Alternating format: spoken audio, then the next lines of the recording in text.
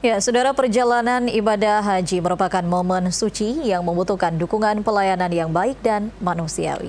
Bagi sebagian besar jemaah, pelayanan yang nyaman dapat menjadi penunjang dalam menunaikan rangkaian ibadah dengan khusyuk. Fase puncak haji memasuki tahap akhir. Sebagian besar jemaah sudah menyelesaikan masa mabitnya di Mina.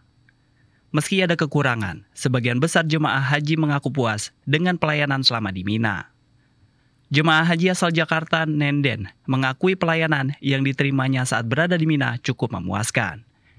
Nenden mengungkapkan meski masih ada kekurangan dalam beberapa hal seperti fasilitas kamar mandi yang terbatas dan antrian yang cukup panjang pada saat-saat tertentu, namun hal tersebut masih dalam batas yang dapat ditoleransi.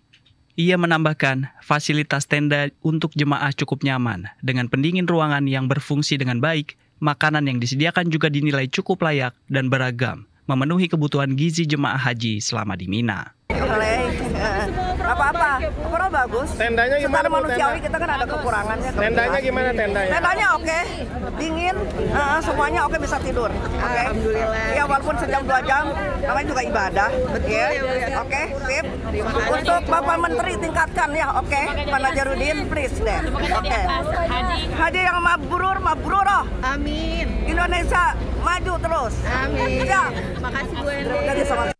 Nenden mengapresiasi petugas haji Indonesia yang telah memberikan pelayanan dengan sepenuh hati, termasuk dalam penanganan lansia dan jemaah yang membutuhkan bantuan khusus. Para jemaah berharap pelayanan haji Indonesia ke depannya dapat terus ditingkatkan agar semakin banyak jemaah yang merasakan kenyamanan dan khusyuk dalam menunaikan ibadah haji.